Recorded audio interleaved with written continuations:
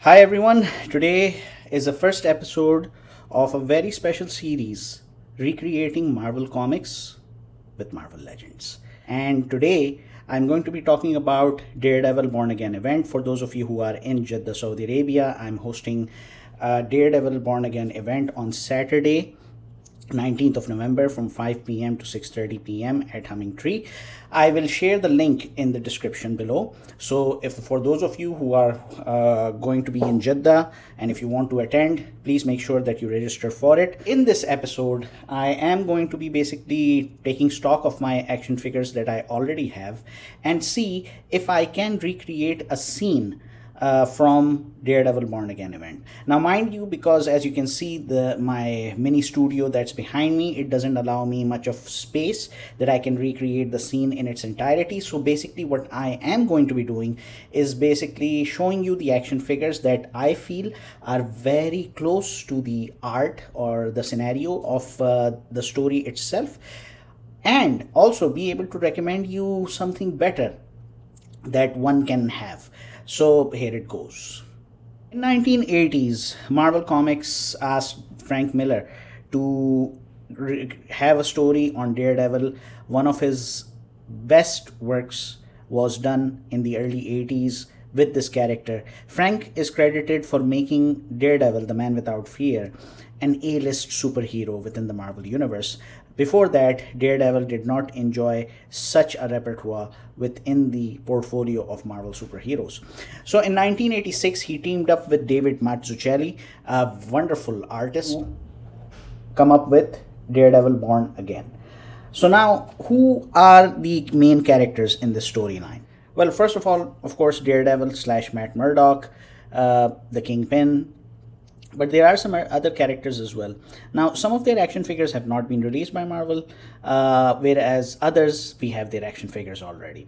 So first up, I'm going to show you the action figures from my existing collection, which I feel I can use them for recreating scenes from this wonderful story. First up is the Hasbro Daredevil. Now this one is the earlier version of Hasbro Daredevil action figure, not the one which has been released recently as part of the 3-pack alongside Bullseye and Elektra, or even the one before which was released as part of Spider-Man Wave. This is Daredevil, the classic red costume, as you can see. And to me, this works really well with the Daredevil Born Again story. Then I have, of course, the main antagonist, Wilson Fisk, Kingpin. Now, this Kingpin I have is from the Marvel Legends 2-pack, which was produced by Toy Biz back in the early 2000s. And it came along with Daredevil action figure. I didn't like the articulation of that. To check out my other Daredevil action figures, you can simply just check out the video where you can see it's being recommended. So this Kingpin I like because even though the articulation is not as good as the one which has recently been released as a Build-A-Figure and as a part of retro Spider-Man animated series Marvel Legends action figures, but this one, because of the suiting and everything and the cane, can go along. However, at the end of this video, I'm going to be recommending which action figures you should go for, and at the same time, the links for each and every action figure, whichever are available, are going to be posted in the description.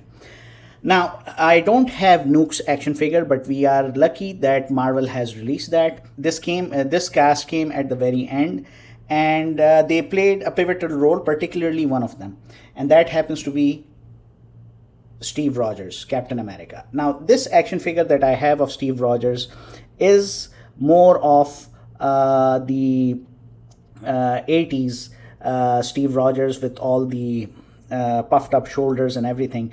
However, there is another recommendation I have for a very superb Captain America action figure, and no, I'm not talking about the Alex Ross one. So then there is Thor, which again is from the 70s and the 80s version of Thor. A beautiful sculpt. It's a Toy Biz. This too, Captain America, is a Toy Biz action figure. And then last but certainly not the least, we only saw him in a panel briefly. Tony Stark, Iron Man, Silver Centurion armor. Again, this is also the Toy Biz one. I prefer this. I didn't like what Hasbro has released. So now these are basically the action figures that you need just to make or create a scene from the movie. So at least I am fortunate enough that I can create one scene from this, and this would be involving the Man Without Fear.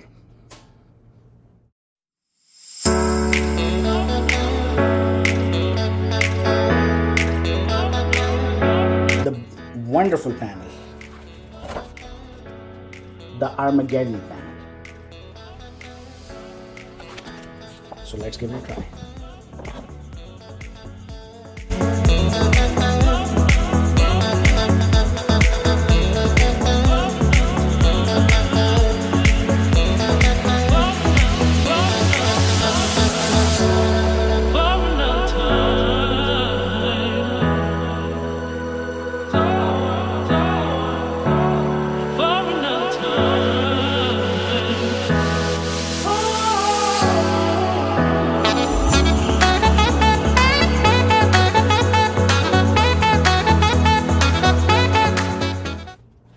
So there you have it. This is like almost the approximate version of the Armageddon panel that I have done. Of course, as you can see, the stick, I didn't want to detach the strings from it, but you can do so if you feel like it. But if you look, use the same background and you put over the text, you just simply see this beautiful panel being recreated, coming straight out of the comic or the graphic novel. So now the recommendations bit. The recommendation bit is that if you wish to have the best Kingpin, in my opinion, is the retro Spider-Man animated series Marvel Legends Kingpin, which is not a build a figure. It's a straight up action figure, and the reason I recommend that is because it's the closest to the suit, the color combination with David Mazzucchelli has used within the storyline. And then the Captain America Toy Biz 20th Anniversary Special Marvel Legends action figure, I think, is more appropriate than the retro Marvel Legends action figure of Captain America, the one that comes with the shield swoosh. Nuke action figure is highly recommended in this regard, because this comic book panel, which is straight after the Armageddon panel, where we see Captain America, Daredevil, and Nuke, you know, up in the air. This is something that I want to recreate with all the explosions and everything. So I hope you guys like this video. You found it pretty informative. If you guys have any questions, make sure to share them in the comment section below. And if you like this video, please like. Also, subscribe to my YouTube channel and share this video. Thank you so much for watching.